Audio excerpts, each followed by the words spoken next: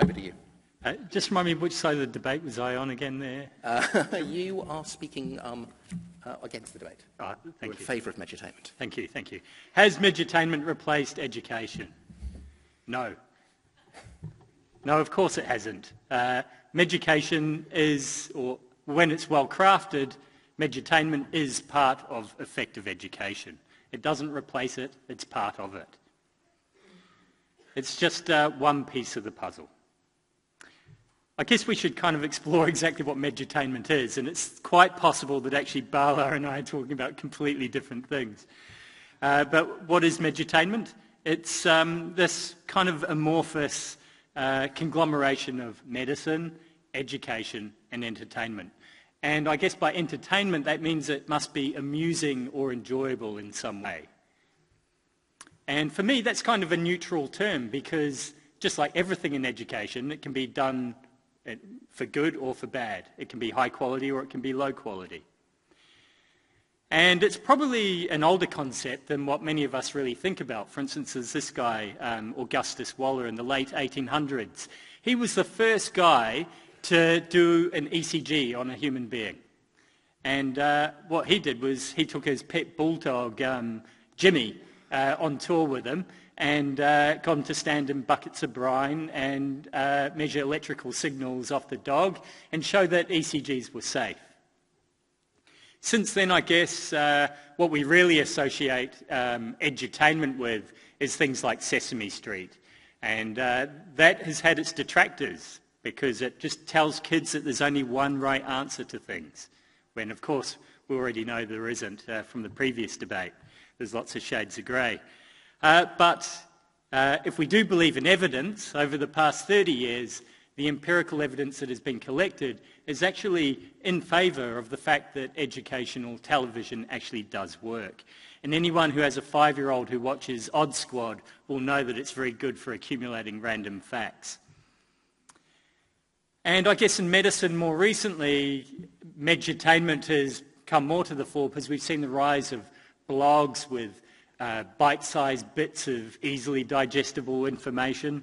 We've seen podcasts with enticing conversations between enthusiasts and experts. And then we've also started to see conferences like SMAC and other conferences adopting more experimental ways of educating and entertaining at the same time. And I guess what the best speakers at SMAC do is that they actually use effective learning techniques, things like the cognitive theory of multimedia, to actually get their points across in an entertaining way. But medutainment is more than that, because now there's an increasing evidence base for things like gamification and serious games and actually contributing to deep learning. We're seeing things like virtual reality and augmented reality, traditionally part of the entertainment sector, becoming more and more part of education. But it doesn't replace education, it's part of it. So let's explore a little bit about why we actually need medutainment. I guess traditionally a lot of what we've thought about in terms of how we educate people in medicine is that it's about shoving facts into brains, individual brains, and expecting that to improve patient care. But I guess more and more in the 21st century, it's a little bit more complicated. We need to learn to work collaboratively in interprofessional teams together to improve patient care. We need to learn how to, in this big sea of information, actually figure out which information we should be using and try and assimilate it in the short amount of time that we have to do that. And try and stay sane during this whole process. So let's think a bit about then how medutainment works. So let's pause and think, if I was going to convince you of something, try and convince someone to change their mind about something or change the way they think, do you think sticking up a slide like this helps? Smashing them over the head with a bunch of tables and graphs? Well, there's a reason why the advertising industry exists and why they make money. It's because they don't persuade people with data and graphs. They do it by telling stories and creating powerful images. And medutainment can help us as educators change the minds and behaviour of our learners through these mechanisms, by engagement, by enabling learning, and by enhancing other educational activities, which are also very important, and by enticing and inspiring learners to learn more. So let's start off with engagement, because that's important. And William Osler knew this, because he said the very first step towards success in any occupation is to first become interested in it. As educators, if we do not have engagement, we are not even part of the game. We are not part of the conversation. Nothing happens. Learners will not learn. What about enabling learning? How does edutainment do that? And I guess what education theory tells us is that the right amount of emotional activation actually helps us remember things and helps us learn. And when I look at, if we use sort of talks or lectures and speakers as an example, and here's two of probably the two of the people who I think are the best at this would be the Gold Coast's very own Victoria Brazel and Simon Carley from Manchester, who I've actually stole many of the ideas of this talk from. What they do when they give a talk is they are entertaining. They generally keep their talks pretty short, like we're doing today. They have a clear message and only a few components of that message, and they use effective information delivery techniques. For instance, if I was going to give you a lesson on how to give CPR, I could do it with a slide like this. But as the learner, you're probably going to be thinking, should I be reading? Should I be listening? Which part of this slide should I be looking at? And it becomes a bit of a game of Where's Wally? And possibly not as much information is transferred as we'd hope. So we could break it down into these elements, a bit simpler. Call 111. Give 2 breaths. Do 100 compressions per minute. Or if I really wanted you to remember that CPR needs to be given hard and fast, I could play you a video of Vinnie Jones with Staying Alive music going on in the background. Which do you think is going to be most memorable? I've learned that people will forget what you said, forget what you did, but people will never forget how you made them feel. Novelist Maya Angelou.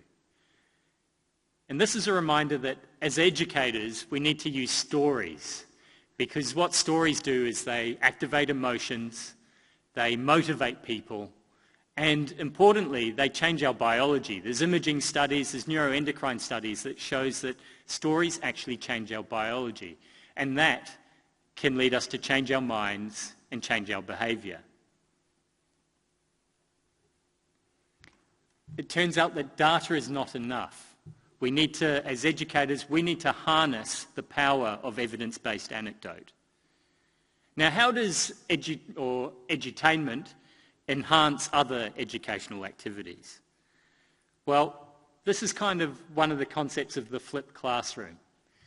So we can, thanks to the power of the internet, a lot of these edutainment resources become reusable learning objects that we can actually learn individually before we come to a session and teach face-to-face. And this is important because the passive learning that we do when we're watching a video or sitting here in this room is not nearly as valuable as the active stuff that we can do when we're doing a simulation together, or a small group exercise where we're learning from each other, or where we're actually practicing something like examining a patient and getting feedback on it from a bedside mentor, because nothing replaces the bedside mentor. But edutainment can actually enhance these other activities. And then finally, the other way that this stuff can work is by enticing and inspiring learners to go away and learn more. So this is the legendary scientist Michael Faraday.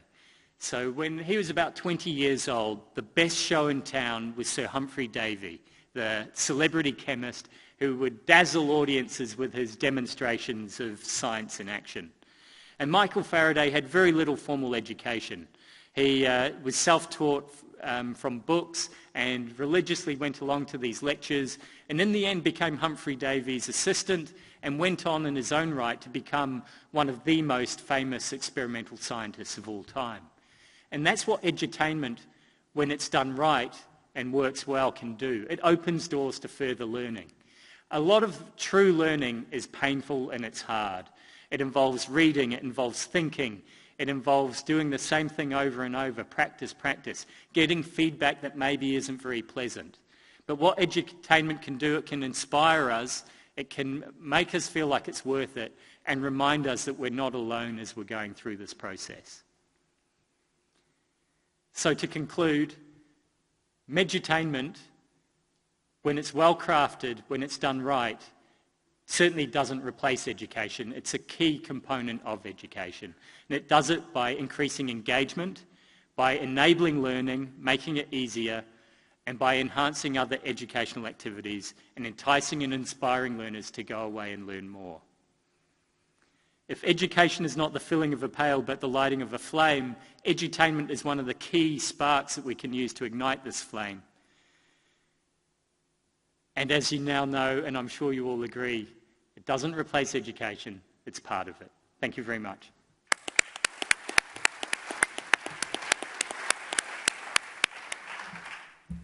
Thank you very much, Chris. We might have time for one question, if anyone's got a quick question they want to ask Chris about that presentation. No, we'll move right on then. They'll want to see blood. Oh, they will. So, speaking in favour of the motion, we have Professor Bala Venkatesh, who will be well known to all of us. A man who doesn't really have a social media profile, more a social media void. You will search in vain for his Facebook page, for his tweets, or dare I say it, his Tinder profile. A man who thinks a Twitter handle is how you open a birdcage. Professor Venkatesh, please. Thank you, Mr. Chairman, and my worthy colleague who tried to make a case for the importance of medutainment, and I think you failed terribly. So look, I think the big deal is this. People don't understand, and I think you missed an opportunity to educate people in your debate. What is edutainment? Medutainment comes from edutainment. It's education plus entertainment. It's what we call a portmanteau, a word which comes from the fusion of two words. And it's a hybrid style of learning where you rely heavily on visual material, it's less didactic, and you try and engage people. But the most important focus is you've got to have fun. You've got to have fun. I mean, you said conventional learning is hard. Of course it's hard, but that's how you become good. And the focus here, the pedagogy is different because the focus should be fun.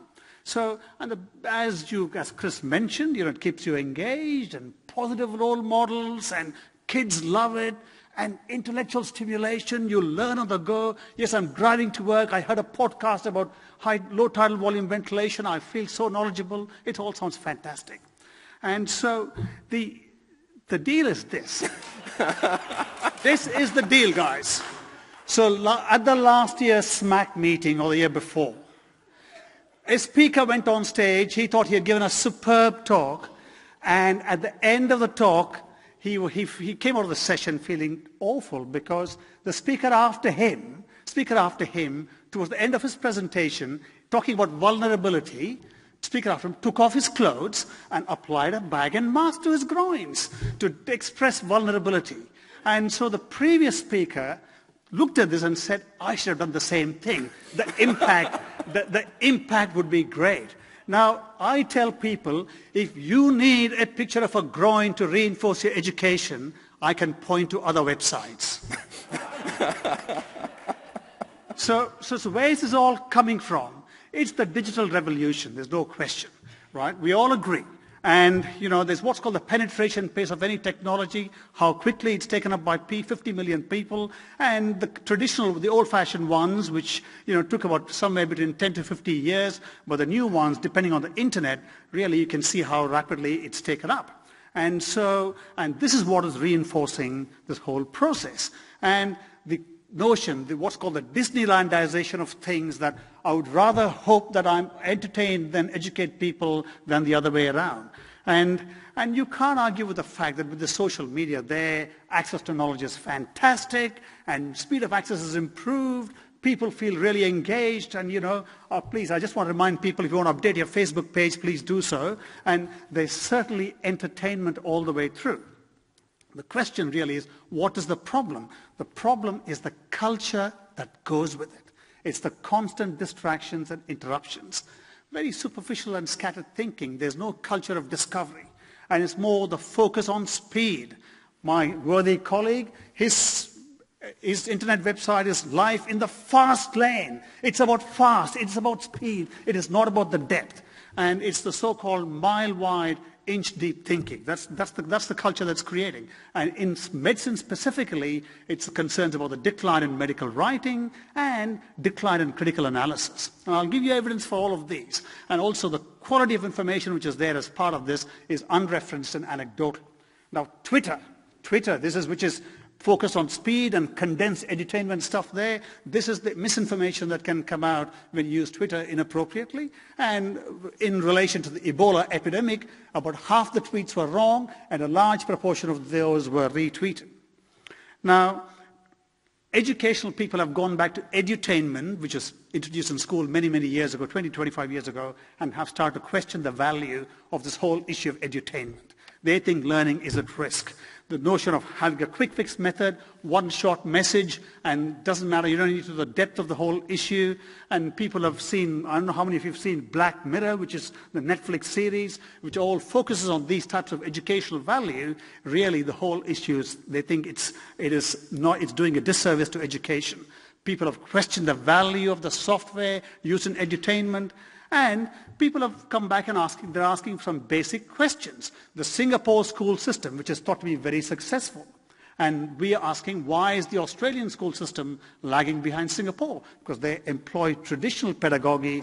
Not that they don't use the conventional methods, the new methods, but they're using the old methods in a very measured way and delivering the education. Now, the YouTube, which is where a lot of the medutainment stuff comes from, where people get the videos. They have, in their education summit, they have questioned this whole issue. They're concerned that the mentality of the people is the snacking mentality, where they go and look at a video for about 5 or 6 minutes, and then they feel that they've mastered the whole thing, that there's no culture of discovery. Now, the Smithsonian Museum in New York, now, where they raise this whole issue about the question of edutainment, there are 2 displays. In one display, there is where humans and dinosaurs are coexisting very peacefully, and in another display, there are a group of scientists who are wearing a mask, running around, trying to capture the smoke coming out of a dragon's mouth to determine its composition. Now, obviously, none of these are real, and so this was a survey from in Australia, where 30% of the population did not actually know if humans lived at the same time as dinosaurs. Secondly, 41% didn't know how long it took for the Earth to go around the sun. Now, in 2000, 70% knew the answer. In 2010, only 60% know the answer. There's a clear decline in fundamental basic knowledge. Now, this going back to psychologists who have started to look at this whole issue, Patricia Greenfield is a well-known, internationally acclaimed psychologist, and she has written this paper in Science where she's talked about the value of informal education and edutainment and so on. What she has shown, 2 important messages from the paper. One, there's an increase in verbal IQ over the last 100 years. It's been clearly shown. But there's a clear drop in the SAT scores of people, the scholastic aptitude testing, which is a marker of critical analysis, that has declined. Now, coming back to medutainment again, so what's the evidence for and against? As Chris himself acknowledged, medutainment has, doesn't replace education. Now, going back to his blog, Life in the Fast Lane there, this is just a snippet to give you acid-base disorders, an index of metabolic component, bicarbonate. There is no mention of base excess. What are we talking about here? A carbon dioxide independent index of acid-base status is missing. So there's a fundamental problem there. It's all because it's a fast lane. The speed, ladies and gentlemen, that's the focus here. So now educationalists across the world have started to question this. The traditional old-fashioned lectures are disappearing. The quality of medical education in the era of alternative facts, there's a real problem. Now, people have even started to look at some papers looking at the traditional teaching method versus video podcasts, and there are data suggesting that, in fact, the quality of education may not be different. Electronic textbooks versus print textbooks, again, there's really not much difference. In research, this has become a problem. This was an editorial, beautiful editorial by Howard Bauchner from JAMA only about 2 or 3 weeks ago, where it's the speed with which people are the speed which is driving a lot of people to publish things rapidly without due process, without due checks and balances, and there are more and more problems of inaccurate scientific reports and retraction of papers. And so this is you can see this issue spilling out to the research sort of things. And then people have now, in the previous method, people used to look at the citation indices and the journal impact factor where you published it as a marker of your research publication. Now people are looking at the Twitter, the number of tweets you get at the end of your paper, and people have started to look at that. A team from Oxford looked at this data and showed clearly that Twitter is has the least correlation with the quality of publication as adjudicated by an independent panel. The citation impact and the journal impact factor still have a significant relevance. The unbearable emptiness of tweeting. It's hard, it's painful to see this, and this is what people have started to write about this, that the tweeting really should stop. And Paul Young showed that in his pyramid there, where tweeting was in terms of in the pyramid. This has also come on to the televised media talk shows, where this whole concept of mass media and, to make an impact, the focus is on the impact rather than on the accuracy of the message. And again, a Christmas edition of the BMJ paper where they showed that there are the televised medical talk shows, there are significant factual errors in the way they are reported. Now, if you look at, this is a famous sculpture of Rodin, someone who's a reflector, someone who thinks about a problem, he puts his hand over his head and tries to analyze the problem and get to the solution. So I said, okay, let me find, can I get someone, what will be the image of an edutainer? How will he or she look? Someone who tweets, someone who's more focused on the speed, and someone, whenever he or she opens his mouth, it'll come with more entertainment than actual information. I tried long and hard. I could not find a significant equivalent sculpture, but this is what I found. So I just want to take you back to this fantastic paper. It's called The Mundanity of Excellence, what it requires to achieve excellence. And it's a study by a psychologist looking at Olympic swimmers. It's one beautiful summary line is there. The secret to excellence is the degree to which you successfully maintain mundanity. It is the focus. It is the persistence. It's the journey of discovery. That's what is relevant. Now, I want to take you through my last slide here, which is the Framingham trial, which has defined cardiovascular epidemiology. And it's been there for more than 50 years. Conceived in 1948, they described rheumatic heart disease in the 50s, ischemic heart disease in the 60s, then diabetes and obesity associations, lipid associations, atrial fibrillation and stroke, homocystinuria, and now we're looking at the genetics. Now this is an example of systematic work, focus, discipline, persistence, discovery, no tweets, no Facebook updates, and no interruptions, no distractions. This is what it takes to achieve excellence. So to conclude, Mr. Chairman, my worthy colleague, and ladies and gentlemen, I would just like to finish with a small poem, which is that if you believe there is a lack of attainment, it could be because of medutainment. If you do not need an education refresh, what you need is the method of Venkatesh. Thank you.